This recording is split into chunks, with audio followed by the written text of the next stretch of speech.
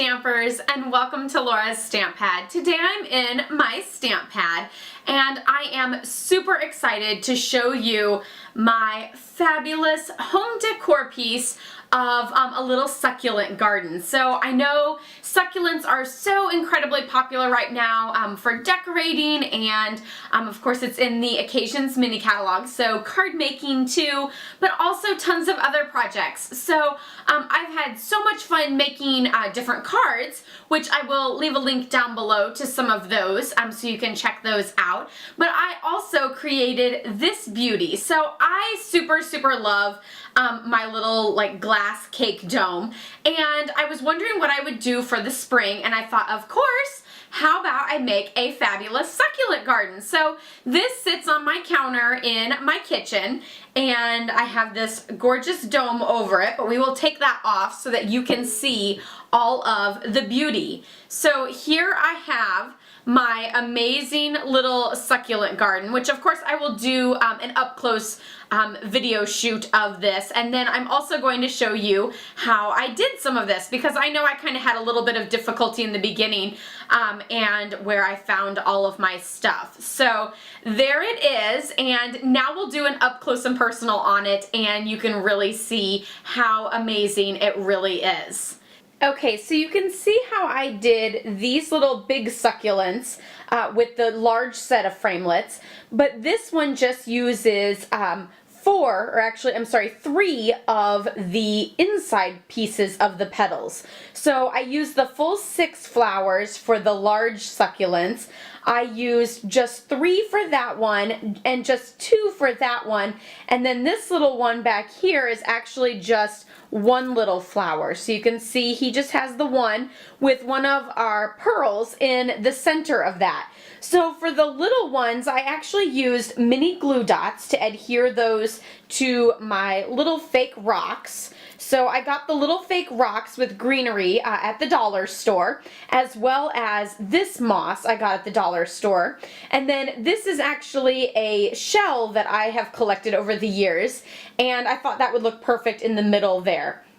So like for these here, I actually just attached them with a mini glue dot, so you can see that they're nice and secure on there. And then all of these are actually just sitting there. So I just kind of, you know, tucked them into each of the little spots there and set them down in the different spots. And like this side back here is a little blank, but it's the back side, so I figured it wasn't necessary that I fill the entire thing. But that as long as it just looked super fabulous and mostly up front, then it would be nice and golden. And I have those little ones down there too. And you'll also see that I did the big ones, I brushed the edges with my sponge dauber, but the little ones I just left them in the solid colors. I did this one in Calypso Coral, and then these in Elegant Eggplant. And then this one was actually done in Old Olive with Whisper White brushed on the edges. And this one was Old Olive with Elegant Eggplant brushed on the edges. This one and the one back here are actually Pool Party with Elegant Eggplant brushed on the edges. And this one back here is actually Garden Green, and I brushed, I'm not sure, maybe Elegant Eggplant, just really light on the edges, so that it would get that look. But now I'm going to show you how I created the big flowers for this. Okay, so here are 2 of the big flowers that I did. This one was in the Old Olive with Elegant Eggplant, and this one is Pool Party with Elegant Eggplant brushed on the edges. So what I did is I used the Succulent Framelits, which there are actually 17 flowers in the framelit set, and we're just going to use these 6. So there's, you know, the biggest one, medium, and then like these 3, and then there's also the other 3 that have what I think are more petals. And you can always, you know, get quite a few out of one piece of cardstock. This is a half a sheet. And then of course I super love my Big Shot die brush to pop all of those out. So I'm just gonna set it on the foam and run the Big Shot die brush over each of these to pop all of them out. Okay, so we have our 6 flowers. Again, those are the 3 bigger ones, and these are the 3 smaller ones. And I'm just going to brush the edges of these with some elegant eggplant and my little sponge dauber. So here I have my elegant eggplant, and you can kind of do it a couple different ways.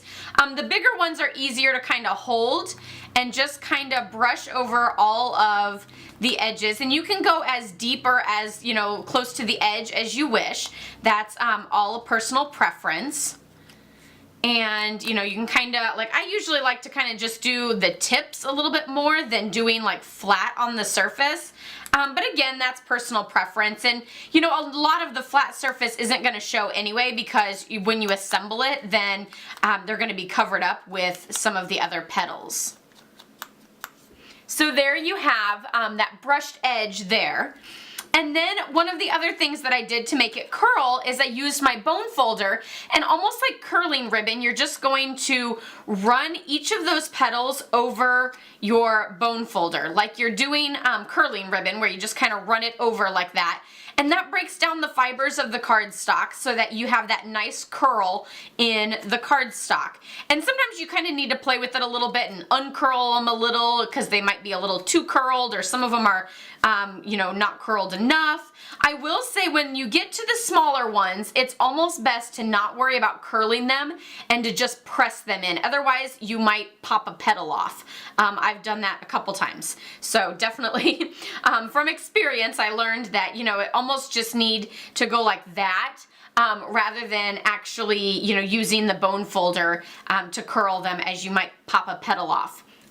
And then once you have them all curled and stuck together there, I will go ahead and curl this one too so that you can see. Then I just went ahead and assembled them with regular snail adhesive. You could also use mini glue dots and just offset each one. So you want the petals to go in between, just like that, and then add a little more adhesive and add the next petal in between, add a little bit more adhesive, and the next one. And then towards the end, these little ones, it's almost better to use a mini glue dot so that you don't have so much adhesive down in there. And of course, with the mini glue dot, the easiest way is to never actually touch the mini glue dot, but to press the flower into the mini glue dot and then peel it off and stick it right on. And then again with the little one too, and stick it right on. So then you can see it's kind of flattened out, but you can always kind of press in the middle and then put it into your hand and curl it up. You can also sort of pull them up individually, you know, if you want them to stand up a little bit more and be tighter in the middle. Again, that's all personal preference, you know. You can even, you know, kind of open them up a little bit more if you want that to happen too. So definitely, you know, you can work with the paper and kind of make it do what you want it to do. You just kind of have to be a little rough with it sometimes. So there are my little succulents that I have in my fabulous home decor succulent piece. So let me know in the comments below if you like to create paper home decor pieces. Do you like to do decorated frames that have, you know, different stamped and punched pieces on it? Do you like to make things like this or use them for your wreath out front?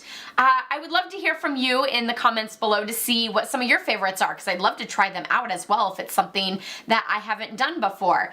So let me know in the comments below. I, again, will also put a link for some of the cards that I've done with the succulents, because they have been super, super fun and fabulous, as well as you can bundle and save with the stamp set and the succulent framelits. So of course you'll want to coordinate those together. I'll be posting pictures of this on my blog, laurastamppad.com, so you can check that out. Don't forget to give this video a thumbs up if you liked it. Be sure to subscribe if you're new, as I post every Tuesday and Thursday.